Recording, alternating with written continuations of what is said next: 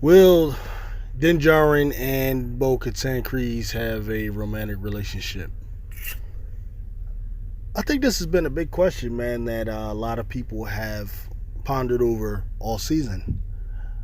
And I'll say this: I think there's signs that it could happen. I'm just not certain that it will. I'm big on foreshadowing and symbolism in shows, and sometimes and oftentimes shows really do follow it. But I'm going to tell you the truth. I've been kind of discouraged by recent television making. In particular, like what happened with the Game of Thrones.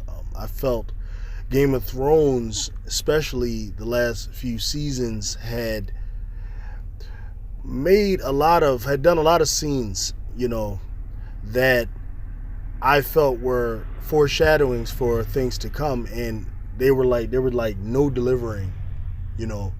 Like, for example, and I'm not going to go into a whole spiel about the Game of Thrones, but I'm just going to give an example of why I'm not certain what's going to happen. There were times, if you all could remember, season 5, I believe it was, Hard Home, where there was a face-off between Jon Snow and the Night King, and then you can go to season 7, there was another face-off. And typically in storytelling, whether it's something that's being written or something that is put on the big screen, when you do that, the payoff is usually like a fight. And when they had Arya kill the Night King, that was very forget subverting expectations. That was just bad, because when you set up foreshadowing, you typically have to pay it off to have good storytelling. You don't just go against what has been set up in order to be different or to be unpredictable. That's really traditionally bad storytelling. In another situation where this just to show the inconsistency of some of these filmmakers, I could easily predict that Gendry and Arya were going to have sexual relations, and we knew that because I believe it was the first episode when Arya and when the contingency of Daenerys and Jon came, and Gendry was there, and Arya saw Gendry. What she did was she came to him with a piece of paper showing a weapon that she wanted, and the weapon looked like a phallic symbol. And typically when that happens, you could tell. She said, "I want you to make me one of these," which means give me this, So that was what that was signifying. So it was easy to predict for people who understand the way object foreshadowing works. You could predict they were going to have sex. From the beginning of this season of The Mandalorian, back to The Mandalorian, I did feel there was a strong chance that Bo-Katan, Kryze, and Din Djarin would have at least a sexual relationship encounter. But there's two things. Number one, Disney, they haven't really shown much of that before. However, the Star Wars universe has, with Han Solo and Leia, though they might not show scenes, but there's relationships, there's a romantic relationship there. And the same with what's the other one, Anakin and Padme, or Anakin and Amidala, and so Star Wars does have that in its storytelling, so it could happen. But on Disney, I have yet to really see it on Disney. But the foreshadowing is what? Obviously, it would be the dark saber.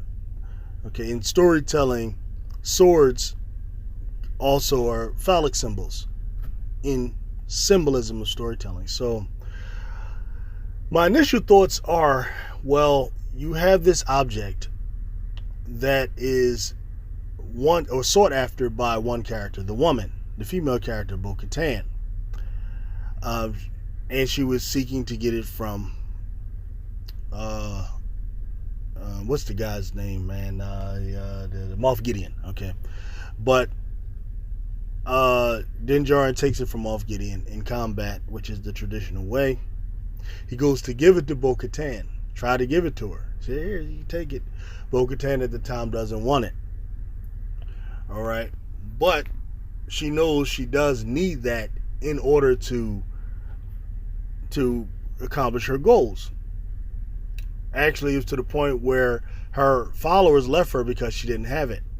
All right. Now, the way traditional storytelling and writers would go with this is foreshadowing some things to come. And what is to come is what exactly? When Bo-Katan is ready to take the Darksaber from Djarin, that's when, you know, the relationship will happen. It's just saying, okay, right now isn't the time for it. So it was easy to determine that Bo-Katan would be back.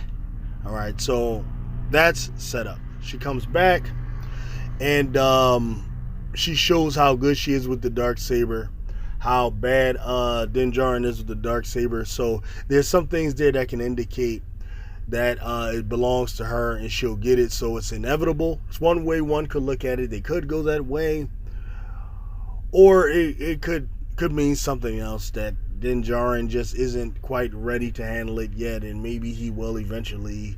It could show that maybe Grogu is the one that's supposed to get it, since he rejected Yoda's saber from Luke, which I still think is ridiculous. I think Grogu, I'm one of those people that believe Grogu should still be with him. But anyway,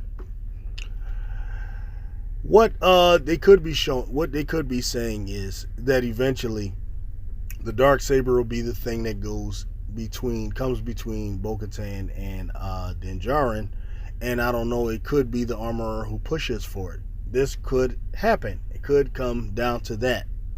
And in the effort to get the Darksaber, there could be an intense sexual-ish encounter that takes place between the two. Now, why am I not so sure about this?